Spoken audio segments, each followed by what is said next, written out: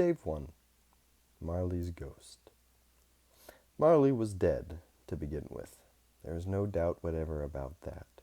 The register of his burial was signed by the clergyman, the clerk, the undertaker, and the chief mourner. Scrooge signed it. And Scrooge's name was good upon change for anything he chose to put his hand to. Old Marley was as dead as a doornail. Scrooge knew he was dead. Of course he did. How could it be otherwise? Scrooge and he were partners for I don't know how many years. Scrooge was his sole executor, his sole administrator, his sole assign, his sole residuary legatee, his sole friend, his sole mourner. Scrooge never painted out old Marley's name, however. There it yet stood years afterwards, above the warehouse door, Scrooge and Marley. The firm was known as Scrooge and Marley. Sometimes people new to the business called Scrooge Scrooge, and sometimes Marley. He answered to both names. It was all the same to him. Oh, but he was a tight-fisted hand at the grindstone, was Scrooge, a squeezing, wrenching, grasping, scraping, clutching, covetous old sinner. Nobody ever stopped him in the street to say with gladsome looks, "My dear Scrooge, how are you? When will you come to see me?" No beggars implored him to bestow a trifle, no children asked him what it was o'clock, no man or woman ever once in all his life inquired the way to such and such a place of Scrooge. Even the blindmen's dogs appeared to know him, and when they saw him coming on, would tug their owners into doorways and up courts, and then would wag their tails as though they said, "No eye at all is better than an evil eye, dark master." Once upon a time, of all the good days in the year, upon a Christmas Eve, old Scrooge sat busy in his counting-house. It was cold, bleak, biting, foggy weather, and the city clocks had only just gone 3, but it was quite dark already. The door of Scrooge's counting-house was open, that he might keep his eye upon his clerk, who, in a dismal little cell beyond, a sort of tank, was copying letters. Scrooge had a very small fire, but the clerk's fire was so very much smaller that it looked like one coal, but he couldn't replenish it, for Scrooge kept the coal box in his own room, and so surely as the clerk came in with the shovel, the master predicted that it would be necessary for them to part. Wherefore the clerk put on his white comforter and tried to warm himself at the candle, in which effort, not being a man of a strong imagination, he failed. "A Merry Christmas, Uncle! God save you!" cried a cheerful voice. It was the voice of Scrooge's nephew, who came upon him so quickly that this was the first intimation Scrooge had of his approach. "Bah!" said Scrooge. "Humbug!" "Christmas a humbug, Uncle? You don't mean that, I am sure." "I do. Out upon Merry Christmas. What's Christmas time to you but a time for paying bills without money, a time for finding yourself a year older and not an hour richer, a time for balancing your books and having every item in 'em through a round dozen of months presented dead against you. If I had my will, every idiot who goes about with Merry Christmas on his lips should be boiled with his own pudding and buried with a stake of holly through his heart, he should. Uncle! Nephew! Keep Christmas in your own way and let me keep it in mine. Keep it, but you don't keep it. Let me leave it alone then. Much good may it do you, much good has ever done you. There are many things from which I might have derived good, by which I have not profited. I dare say Christmas among the rest, but I am sure I have always thought of Christmas time when it has come around. Apart from the veneration due to its sacred origin, if anything belonging to it can be apart from that, as a good time, a kind, forgiving, charitable, pleasant time, the only time I know of, in the long calendar of the year, when men and women seem by one consent to open their shut-up hearts freely, and to think of people below them as if they really were fellow-travelers to the grave, and not another race of creatures bound on other journeys. And therefore, Uncle, though it has never put a scrap of gold or silver in my pocket, I believe that it has done me good, and will do me good, and I say, God bless it." The clerk in the tank involuntarily applauded. "Let me hear another sound from you," said Scrooge, "and you'll keep your Christmas by losing your situation. You're quite a powerful speaker, sir," he added, turning to his nephew. "I wonder you don't go into Parliament." "Don't be angry, Uncle. Come, dine with us tomorrow." Scrooge said he would see him. Yes, indeed he did. He went the whole length of the expression, but said that he would see him in that extremity first. "But why?" cried Scrooge's nephew. "Why? Why did you get married?" "Because I fell in love." "Because you fell in love," growled Scrooge, as if that were the only one thing in the world more ridiculous than a Merry Christmas. "Good afternoon." "Nay, Uncle, but you never came to see me before that happened. What gives it a reason for not coming now?" "Good afternoon." "I want nothing from you. I ask nothing from you. Why cannot we be friends?" Good afternoon. I am sorry, with all my heart, to find you so resolute. We have never had any quarrel to which I have been a party, but I have made the trial in homage to Christmas, and I'll keep my Christmas humor to the last. So, a Merry Christmas, Uncle. Good afternoon. And a Happy New Year. Good afternoon. His nephew left the room without an angry word, notwithstanding.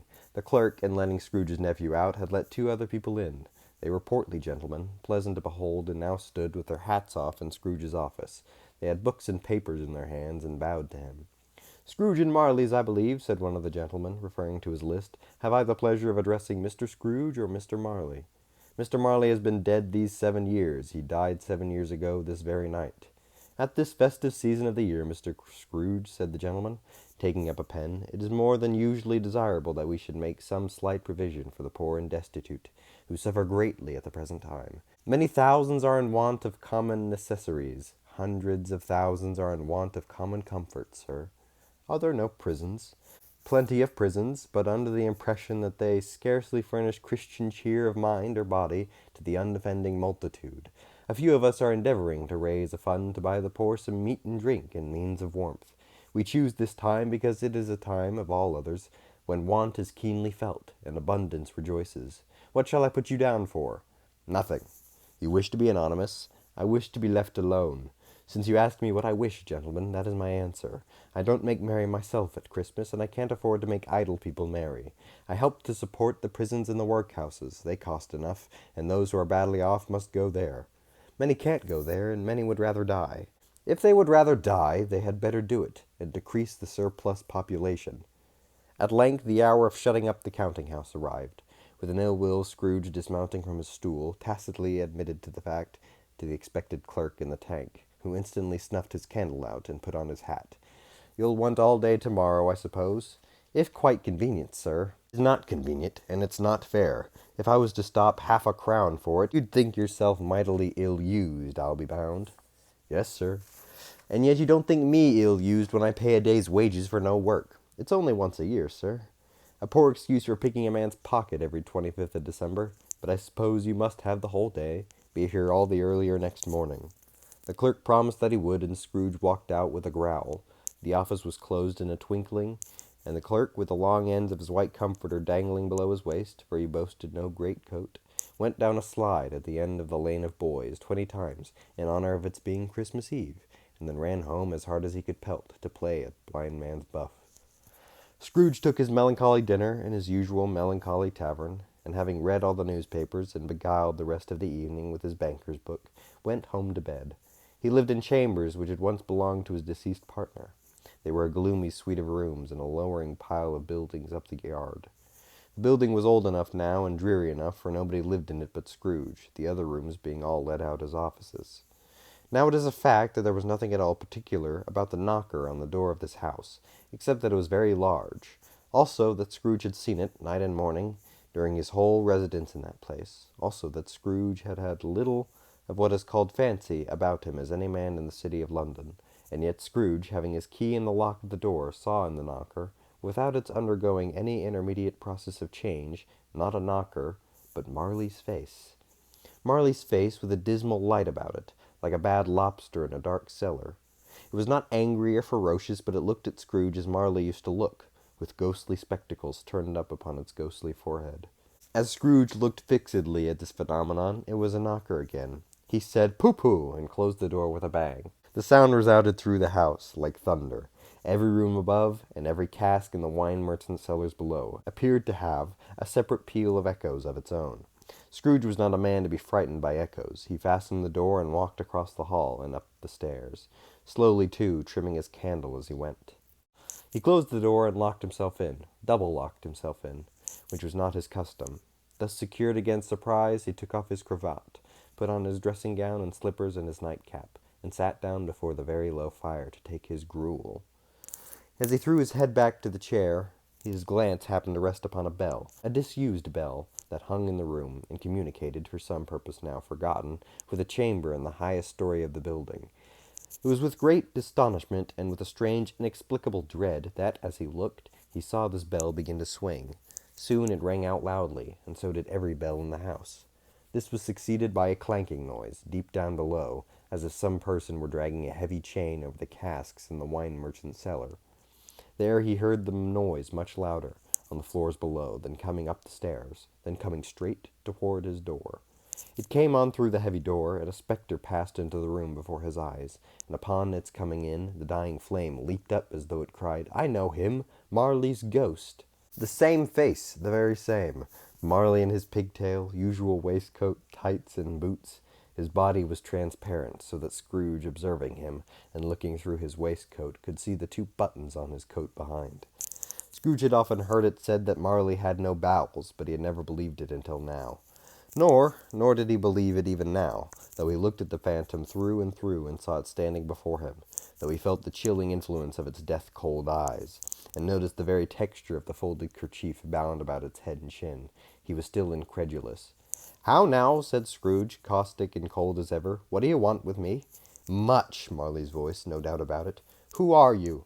"Ask me who I was." "Who were you, then?" "In life I was your partner, Jacob Marley. Can you sit down?" "I can." "Do it, then." Scrooge asked the question because he didn't know whether a ghost so transparent might find himself in a condition to take a chair. But the ghost sat down on the opposite side of the fireplace as if he were quite used to it. "You don't believe in me." "I don't." "What evidence would you have of my reality beyond that of your senses?" "I don't know." "Why do you doubt your senses?" Because a little thing affects them. A slight disorder of the stomach makes them cheat. You may be an undigested bit of beef, a blot of mustard, a crumb of cheese, a fragment of an underdone potato. There's more of gravy than of grave about you, whatever you are. Scrooge was not much in the habit of cracking jokes, nor did he feel in his heart by any means waggish then. The truth is that he tried to be smart, as a means of distracting his own attention, and keeping down his horror. But how much greater was his horror when the phantom, taking off the bandage round its head, as if it were too warm to wear indoors, its lower jaw dropped down upon its breast. "Mercy, dreadful apparition, why do you trouble me? Why do spirits walk the earth, and why do they come to me? It is required of every man that the spirit within him should walk abroad among his fellow men, and travel far and wide, and if that spirit goes not forth in life, it is condemned to do so after death. I cannot tell you all I would, a very little more is permitted to me. I cannot rest, I cannot stay, I cannot linger anywhere. My spirit never walked beyond our counting-house, mark me. In life my spirit never roved beyond the narrow limits of our money-changing hole, and weary journeys lie before me. 7 years dead, and traveling all the time? You travel fast? On the wings of the wind. You might have got over a great quantity of ground in 7 years. Oh, blind man, not to know that ages of incessant labor by immortal creatures for this earth must pass into eternity before the good of which it is susceptible is all developed. Not to know that any Christian spirit working kindly in its little sphere, whatever it may be, will find its mortal life too short for its vast means of usefulness. Not to know that no space of regret can make amends for one's life, opportunities misused. Yet I was like this man. I once was like this man. "But you were always a good man of business, Jacob," faltered Scrooge, who now began to apply this to himself. "Business! Mankind was my business. The common welfare was my business. Charity, mercy, forbearance, benevolence were all my business. The dealings of my trade were but a drop of water in the comprehensive ocean of my business." Scrooge was very much dismayed to hear the spectre going on at this rate, and began to quake exceedingly. "Hear me, my time is nearly gone." "I will, but don't be hard upon me. Don't be flowery, Jacob, pray. I am here tonight to warn you that you have yet a chance and hope of escaping my fate, a chance and hope of my procuring, Ebenezer. You always were a good friend to me, thank ye. You will be haunted by 3 spirits. Is that the chance and hope you mentioned, Jacob? I think I'd rather not. Without their visits you cannot hope to shun the path I tread, except the first tomorrow night, when the bells toll 1. Expect the second on the next night at the same hour, the third upon the next night, and when the last stroke of 12 has ceased to vibrate, look to see me no more, and look that, for your own sake, you remember what has passed between us." It walked backward from him, and at every step it took, the window raised itself a little, so that when the apparition reached it, it was wide open. Scrooge closed the window and examined the door by which the ghost had entered. It was double locked, as he had locked it with his own hands and the bolts were undisturbed. Scrooge tried to say humbug, but stopped at the first syllable, and being from the emotion he had undergone, or the fatigues of the day, or his glimpse of the invisible world, or the dull conversation of the ghost, or the lateness of the hour, much in need of repose, he went straight to bed, without undressing, and fell asleep on the instant.